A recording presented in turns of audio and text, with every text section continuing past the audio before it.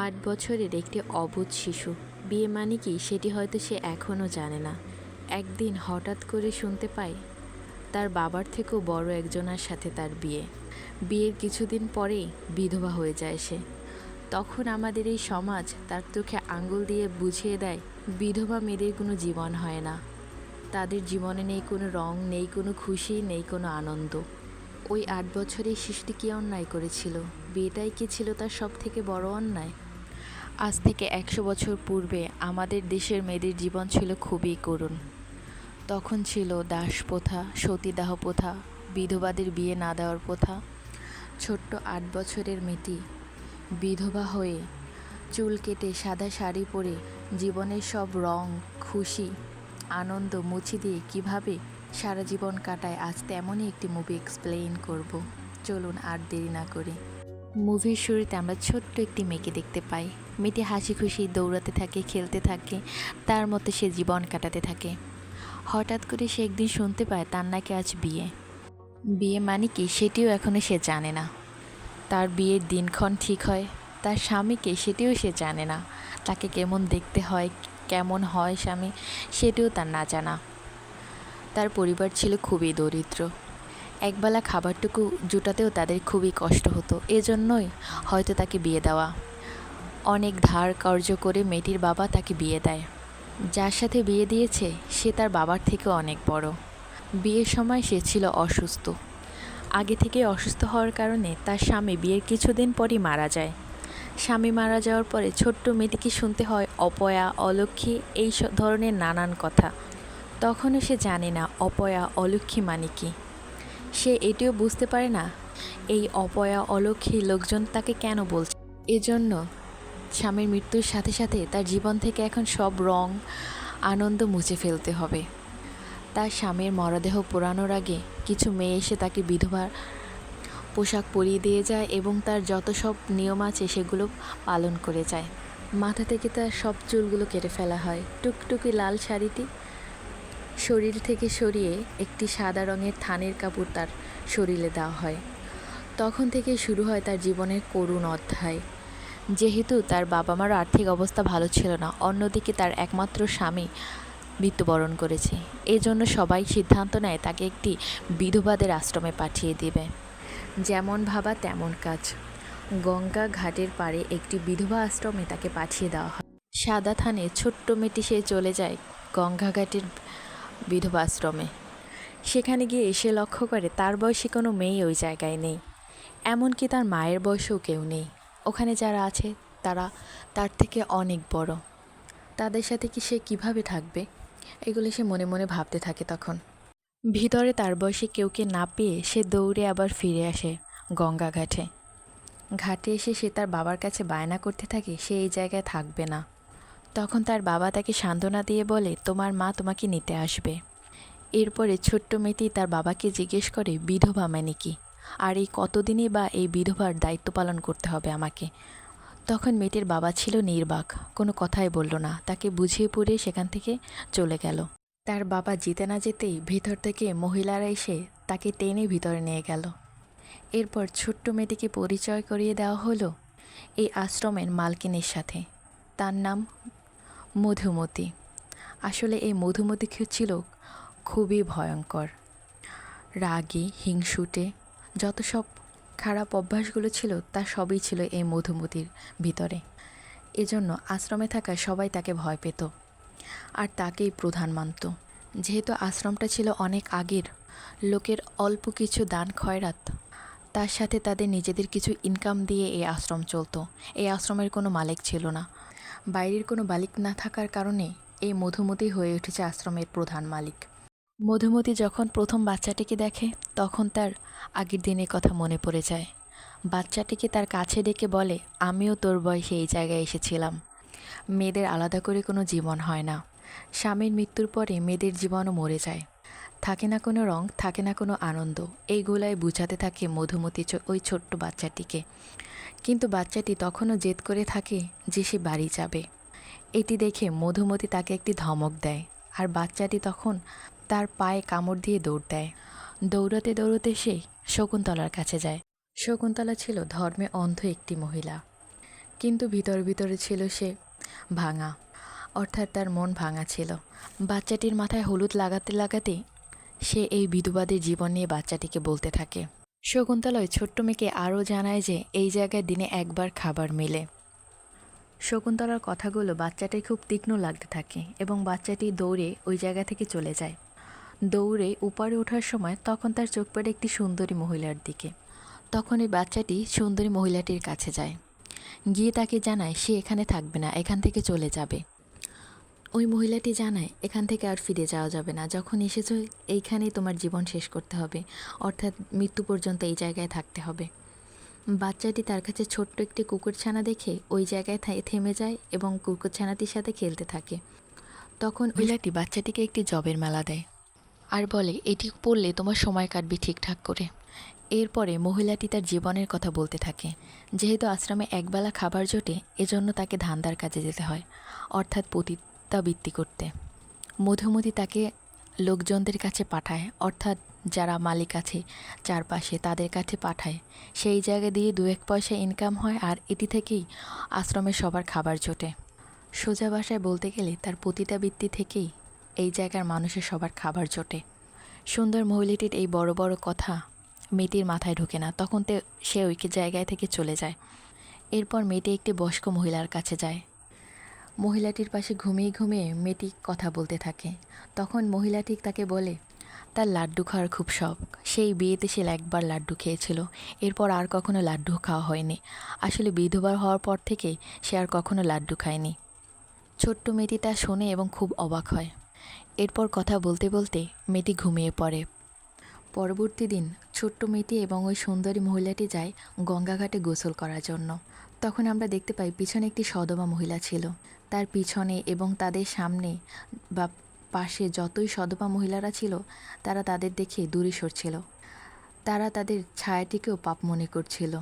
আসলে এটাই হতো তৎকালীন সমাজে বিধবা মেয়েদের উপরে। সুন্দরী মেয়েটি এবং ওই বাচ্চাটি আর ছোট্ট কুকুরলা সেই জায়গা থেকে আশ্রমের দিকে চলে যায়।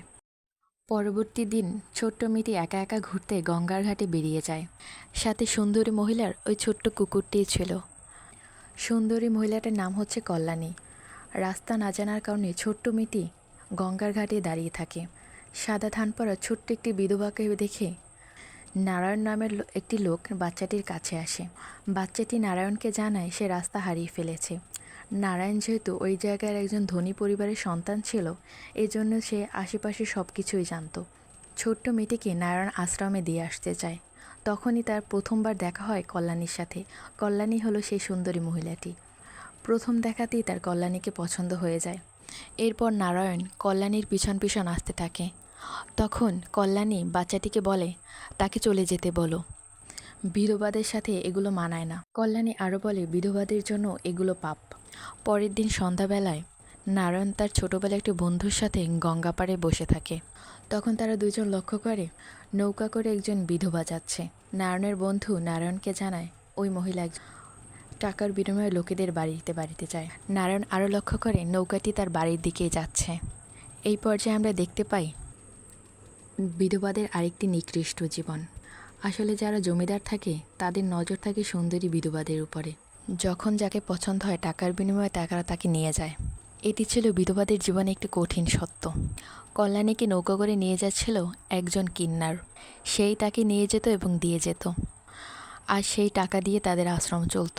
পরের দিন বাচ্চাটিকে নিয়ে একটি আশ্রমে যাওয়া হয়। সেই জায়গায় একজন গুরু ছিল। ওই গুরু সব বিধবাদের ওইখানে বসে উপদেশ দিতে থাকে। তখন হঠাৎ করে বাচ্চাটি বলে ওঠে, পুরুষদের কেন বিধবা হতে হয় না? তাদের কোনো বিধবা আশ্রম নেই? তখন তার পাশে বসে থাকা শকুন্তলা তাকে ধমক দিয়ে চুপ করিয়ে দেয়। এটি শুনে গুরু হতভম্ব হয়ে পড়ে এবং মহিলাদের ভুলভাল বুঝাতে থাকে। এর পরবর্তী দৃশ্যে আমরা দেখতে পারি নারায়ণ কল্যাণীকে খুঁজতে বিধবা আশ্রমে চলে এসেছে। বিধবা আশ্রমে এসে সে কল্যাণীর নাম ধরে ডাকতে থাকে এবং তাকে খুঁজতে থাকে।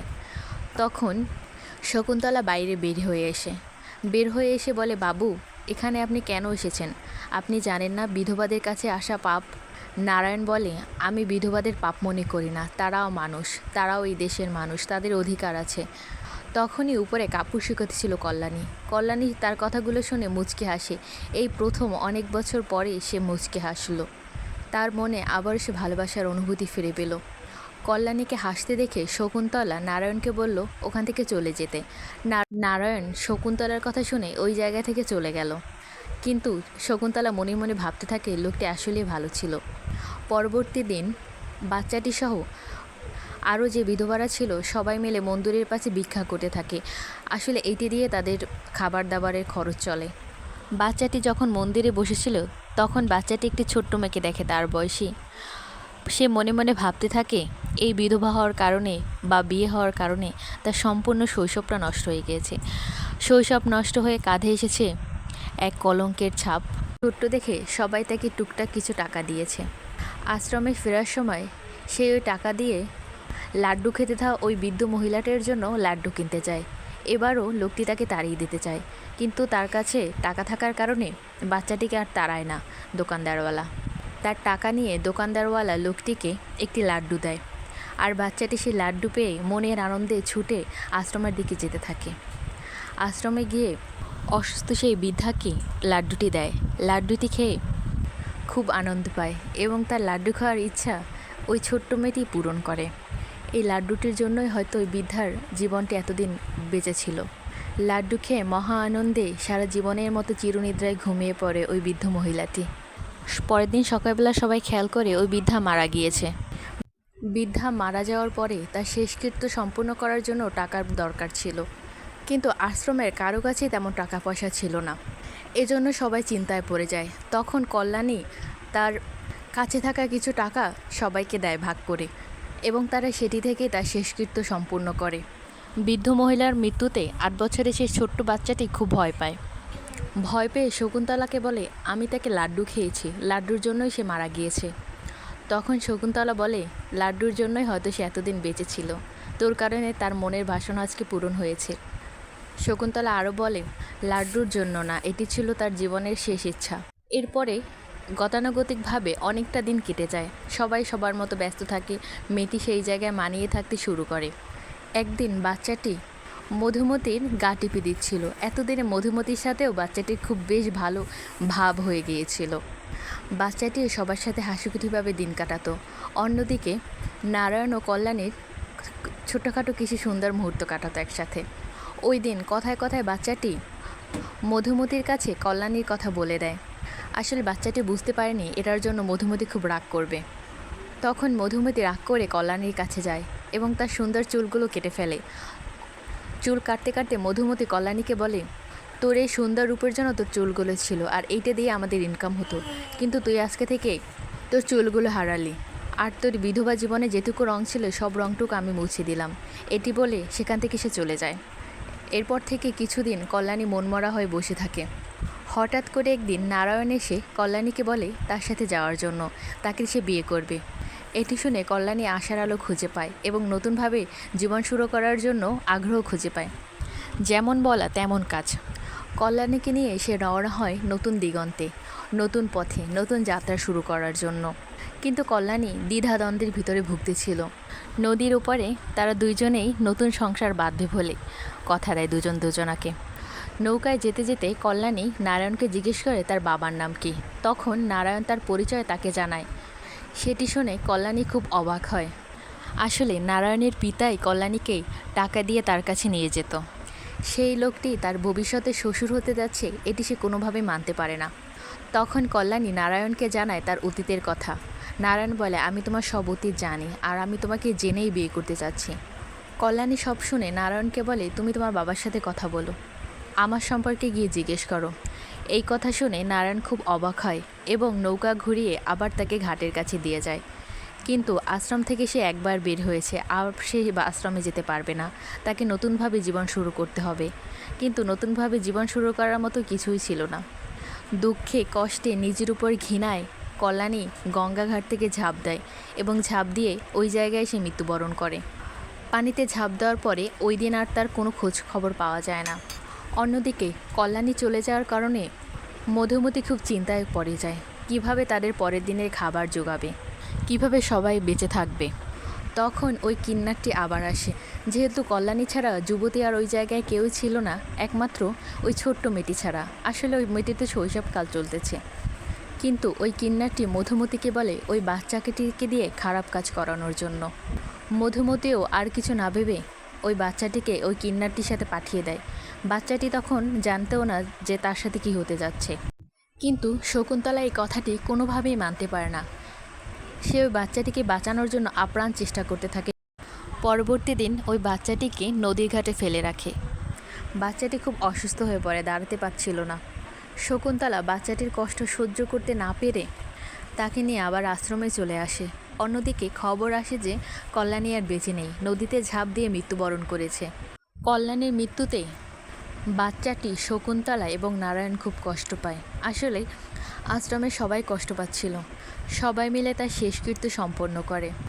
এরপরে শকুন্তলা এবং বাচ্চাটি আবার সেই পণ্ডিতের কাছে যায়। তার কাছে ধর্মীয় আলাপ আলোচনা শুনতে থাকে।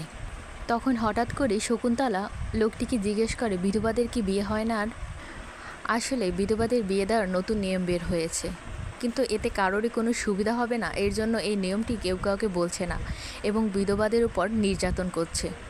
ওখান থেকে উঠে বাচ্চাটিকে নিয়ে চলে যায়। পরবর্তী দিন শকুন্তলা সিদ্ধান্ত নেয় যে বাচ্চাটিকে নিয়ে সে নতুন জীবন শুরু করবে। মধুমতির সাথে ঝগড়া দিয়ে সে বাচ্চাটিকে নিয়ে বের হয়ে আসে। বের হয়ে সে কোথায় যাবে, কি খাবে, এটা নিয়ে সে খুব চিন্তিত ছিল। তখনই খবর আসে যে গান্ধীজি আসবে স্টেশনে। সে দৌড়ে গান্ধীজির কাছে যায়। আসলে গান্ধীজির কাছে না যেতে পারলেও তাদের শিষ্যের সংস্পর্শে আসতে পারলে তাদের হয়তো খাওয়া পড়াটা হবে আর একটি স্থান হবে থাকার জন্য। কিন্তু একদিকে সে বিধবা, অন্যদিকে অত মানুষের ভিড় ঠেলে তার কাছে দেওয়া ছিল অসম্ভব ব্যাপার। স্টেশনে গিয়ে দেখতে পায় ট্রেনটি ছেড়ে যাচ্ছে। হঠাৎ করে সে লক্ষ্য করে ট্রেনের দরজার কাছে দাঁড়িয়েছে নারায়ণ। তখন সে জোরে নারায়ণকে ডাক দেয়। এক পর্যায়ে নারায়ণ তার কথা শুনতে পায় এবং ওই জায়গায় হাত বাড়ায়। মহিলাটি নিজের কথা না ভেবে বাচ্চাটিকে নারায়ণের কাছে দিয়ে দেয় এবং নিজে ওই জায়গায় থেমে থাকে। বাচ্চাটিকে যে নারায়ণের কাছে দেয় তখনই ট্রেনটি চলে যায়। মহিলাটি ওই জায়গায় দাঁড়িয়ে থাকে এবং বাচ্চাটিকে আর নারায়ণকে বিদায় জানায়। সে মনে মনে খুবই আনন্দিত হতে থাকে একটি ছোট্ট মেয়ের জীবন বাঁচানোর জন্য, এই ঘৃণিত বিধবা নামক কলঙ্ক থেকে তাকে মুক্ত করার জন্য। হয়তো মনে মনে আরও আশা করতে থাকে তার নতুন জীবনের জন্য, তার নতুন জীবন যেন সুন্দর হয়। আর এই জায়গায় এই মুভিটি শেষ হয়। আপনাদের কাছে এই মুভিটি কেমন লাগলো আমাকে কমেন্টস করে জানাবেন।